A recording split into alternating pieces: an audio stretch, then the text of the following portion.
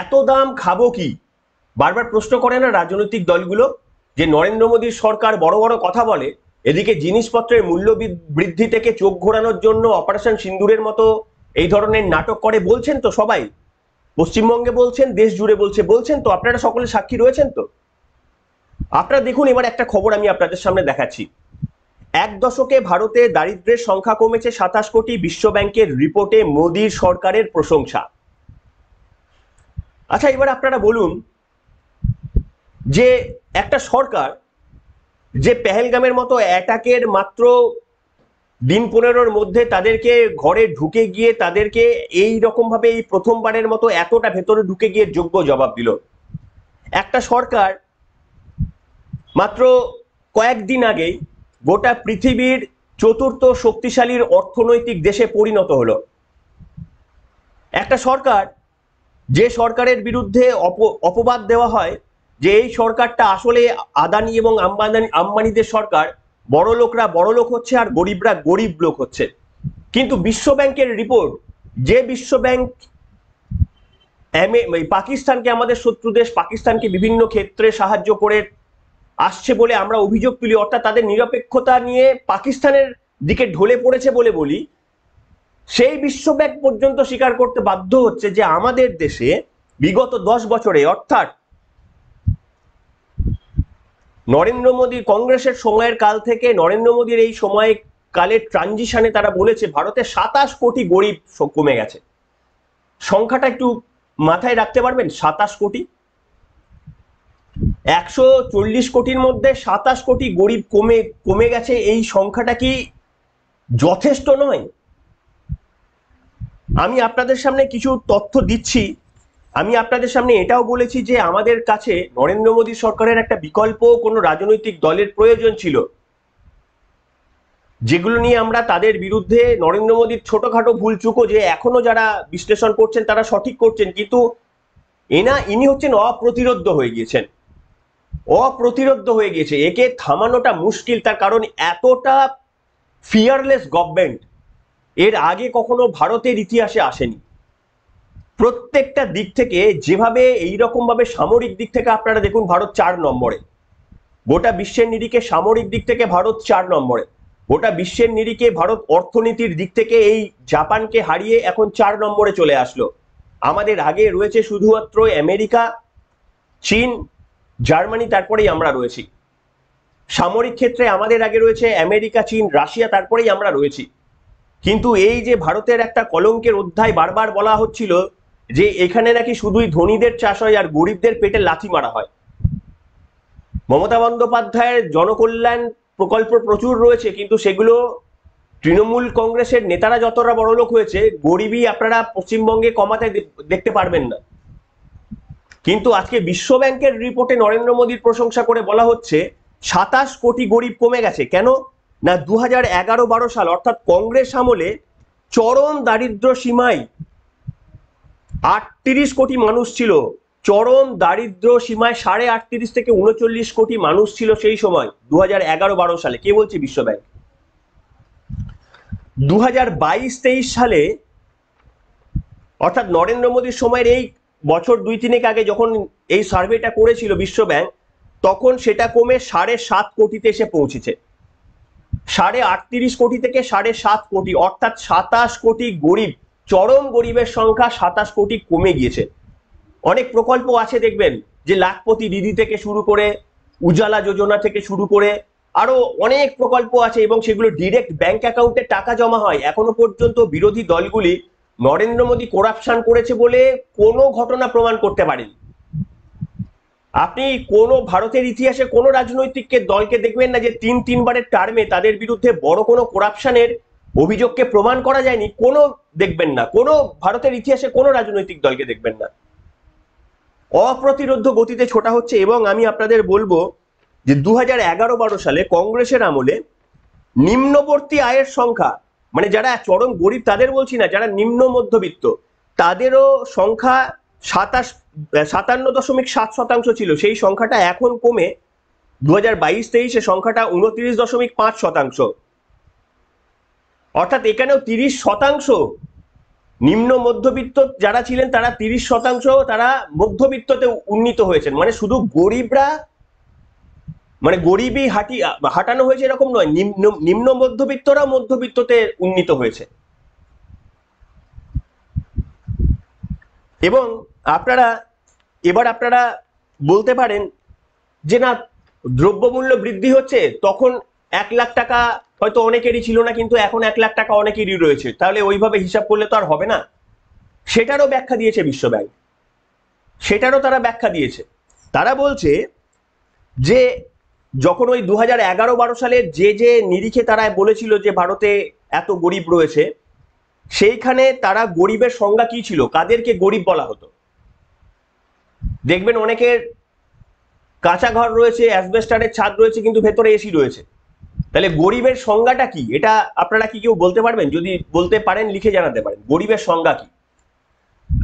গরিবের সংজ্ঞা হচ্ছে বিশ্ব ব্যাংকের অনুসারে $2.15, অর্থাৎ 184 টাকা দৈনিক খরচ করে যারা, তার মানে খরচ এই অ্যামাউন্ট যারা খরচ করে বা এর নিচে যারা খরচ করে তাদেরকে গরিব বলা হয়। 2.15, এটা হচ্ছে 2011-12 সালের। $2.15 বা 184 টাকা দিনে খরচ যারা করে তাদেরকে গরিব বলা হয়, ভেবে দেখুন, তাও 11-12 সালে। এখনকার হিসাব কি, 2021 থেকে 23-এর মধ্যে এটা বলা হচ্ছে $203। এই যে $2.15টাকে বাড়িয়ে দেওয়া হচ্ছে, $3 করা হয়েছে। অর্থাৎ যারা দৈনিক $3 খরচা করতে পারে তাদেরকে গরিবের মধ্যে ধরা হয়, মানে 257 টাকার কাছাকাছি। মানে আমি বলছি আগে যে $2.15 ডেলি, এইটা ধরে কারা গরিব সেটা নির্বাচন করা হয়েছিল, আর এখন এই অ্যামাউন্ট এইটা বেড়ে গেছে, এখন 2.15 এর থেকে এটাকে বাড়িয়ে $3 করে দেওয়া হয়েছে। 2.15 ধরলে তাহলে আরো বেশি সংখ্যক বলতে পারতাম আমরা যে গরিবই কমে গেছে, কিন্তু 2.15 না, এটাকে $3 বাড়িয়ে দেওয়া হয়েছে। তা সত্ত্বেও বলা হয়েছে যে 27 কোটি গরিব কমে গেছে। ভারতের প্রধানমন্ত্রী নরেন্দ্র মোদী বিভিন্ন জনসভা থেকে কিন্তু এই বক্তব্য বলেছেন। আপনাদের কানে পৌঁছেছে কিনা আমি জানি না, তার কারণ তিনি অনেক পরিসংখ্যান তুলে ধরেন। আমরা অনেক সময় ভাবি এটা রাজনৈতিক স্বার্থে তিনি বলছেন, এর কথা কতটা গুরুত্ব রয়েছে।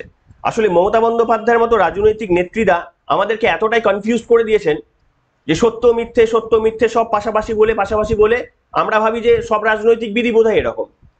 কিন্তু আজ পর্যন্ত আপনি প্রমাণ করে দেখবেন যে নরেন্দ্র মোদী জনসভা থেকে যে পরিসংখ্যানটা দিয়েছেন সেটা ভাঁওতা।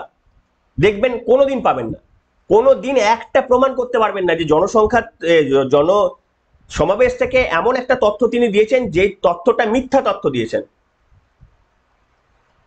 কিন্তু আমাদের রাজ্যের রাজনৈতিকরা সেটা করতে অভ্যস্ত হয়ে গিয়েছেন।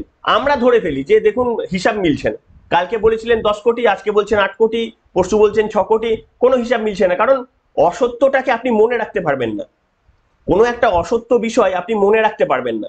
যদি একটা বিষয় সত্য হয় সেটা আপনি সব সময় মনে রাখতে পারবেন, সেটা আপনার মনে রাখার জন্য পরিশ্রম করতে হয় না। কিন্তু অসত্য বিষয়টা আপনি ভুলে যাবেন, কালকে কত বলেছিলাম হট করে মনে পড়বে না আপনার। সেই কারণে আমাদের রাজনৈতিক নেত্রীরা কোনো কাগজ ছাড়া পেন ছাড়া এমনি যা ইচ্ছা তাই একটা বলে দেন। তার কারণ জানে এই পশ্চিমবঙ্গের মানুষের হাতে তো আর প্রমাণ করার যাচাই করার তথ্য নেই, তাদের যা ভুল বোঝাবো তারা বুঝবে।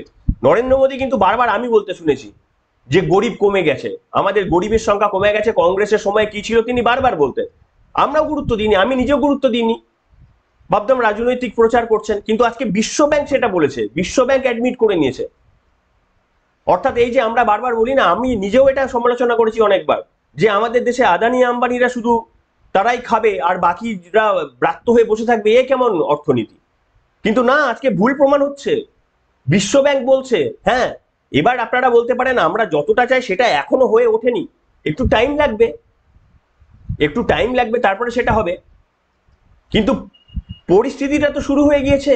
27 কোটি 10 বছরে যদি কমিয়ে দেয়, তাহলে আরো 10 বছর যদি বিজেপি থাকে, তাহলে বুঝতে পারছেন 50% মানুষ গরিবী আওতার বাইরে চলে যাবে। আপনারা বলেন না, যে অনেকে বলেন দেখবে যে ভারত অর্থনীতিতে 3 নম্বরে হয়েছে, তো 4 নম্বরে হয়েছে, তো কার কি এসে গেল, কোথায় কি হয়েছে, কেউ একটা লোক গরিব থেকে বড় লোক হয়েছে। আজকে এই তথ্যটা তুলে দেবেন তাদের হাতে, বিশ্ব ব্যাংকের এই রিপোর্টটা পড়াবেন, না পারলে আমার এই লিঙ্কটাকে তাদের কাছে শেয়ার করে দেবেন। যদি তাতেও বিশ্বাস না করে, তাহলে যে কোনো এআই টুলকে জিজ্ঞাসা করতে বলবেন কিংবা গুগলে সার্চ করতে বলবেন, তাহলে বিশ্ব ব্যাংকের এই রিপোর্টটা তারা পেয়ে যাবেন। তাহলে আমাকে বলুন, একটা দেশ যদি সার্বিকভাবে প্রত্যেকটা দিকে এইভাবে নজর দিয়ে রাখে, তাহলে আমরা সঠিকভাবে নির্বাচন করেছি আমাদের রাজনৈতিক দলকে গণতান্ত্রিক পদ্ধতির মধ্যে দিয়ে, আমরা ভুল কিছু করিনি। পশ্চিমবঙ্গে যে ভুলটা আমরা করেছি, অন্তত কেন্দ্রে সেই ভুলটা করিনি। কেন ভুল করিনি না, অপারেশন সিন্দুরের পর এই ঝাঁকে ঝাঁকে যখন ড্রোন পাঠানো হয়েছিল, আমরা তো ভয় পেয়েছিলাম যে মানে কি এবার এবার ধরুন বিভিন্ন জায়গায় যদি বিস্ফোরণ শুরু হয়ে যায়, তাহলে আমরা সেটাকে কিভাবে প্রতিহত করব। কিন্তু আমরা বুঝলাম যখন আমাদের এয়ার ডিফেন্স সিস্টেম এইভাবে আটকে দিল, তখন বুঝলাম যে আমাদের এই করের টাকাটায় নরেন্দ্র মোদী চুরি দুর্নীতি করে না অন্যান্য রাজনৈতিক দলগুলোর মতো। তিনি গোপনে S-400 গুলো কিনে রেখে দিয়েছেন। আমেরিকার প্রবল আপত্তি সত্ত্বেও নরেন্দ্র মোদী কলিজার জোর দেখিয়ে, সেই সময় ডিফেন্স মিনিস্টার ছিলেন নির্মলা সীতারামন, সেই চুক্তিবদ্ধটা তিনি করেছিলেন 5 বছর 6 বছর আগে। তাই আজকে অপারেশন সিন্দুরের জন্য আমরা যুদ্ধটা জয়লাভ করলাম, কোনো সিভিলিয়ানের বড় কোনো এফেক্ট ছাড়াই। এইটা কিন্তু একটা, আমি সত্যি এই বিশেষ করে এই এই খবরটা পেয়ে আমি নিজে খুব উল্লসিত হয়ে গিয়েছি। তার কারণ ওভারঅল ভারতের অগ্রগতি তখনই হবে যখন সকলেরই ক্রয় ক্ষমতা একটু একটু করে বাড়বে। এইটা কিন্তু একটা দারুণ মেসেজ আমাদের সকলের, অর্থাৎ আপনাদের মধ্যে যারা দেখছেন, আমরা দেখছি সবাই এই আওতার মধ্যে রয়েছি আমরা। আপনারাও একটু হিসাব করে দেখবেন না, 10 বছর আগে আপনাদের অর্থনীতির গতি যা ছিল আপনাদের সংসারে, আজকে সেই অর্থনীতির গতিটা বেড়েছে কিনা। হ্যাঁ, আপনি আমি যেভাবে চাই সেইভাবে হয়তো বাড়েনি, সেটা তো আমাদের ড্রিম। তো দেখুন, সেটা আমেরিকা অস্ট্রেলিয়াতে যারা থাকে তাদেরও ড্রিম থাকে একটা, তারাও ভাবে যে আমরা মানে পার মান্থ $1 লাখ কামাবো, তারা পারে না। কিন্তু তাদেরও ড্রিম থাকে যে এমন একটা সময় আসবে $1 লাখ আমরা পার মান্থ কামাবো।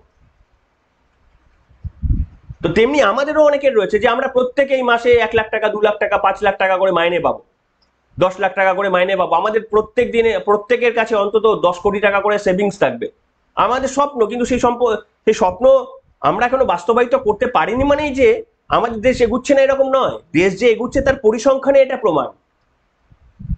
আমি সত্যি এটাতে আপ্লুত হয়েছি যে আমাদের একটা স্বচ্ছ রাজনৈতিক নেতৃত্বরা রয়েছে, যারা যোগ্য রাজনৈতিক নেতৃত্ব হিসেবে আমাদের দেশকে তারা এগিয়ে নিয়ে যাচ্ছেন। এটা অত্যন্ত তাৎপর্যপূর্ণ বিষয়। আমি খুব খুশি হয়েছি। আপনারা যদি খুশি হয়ে থাকেন তাহলে লিখে জানান আজকের এই পর্বে। এখনকার মতো এখানেই।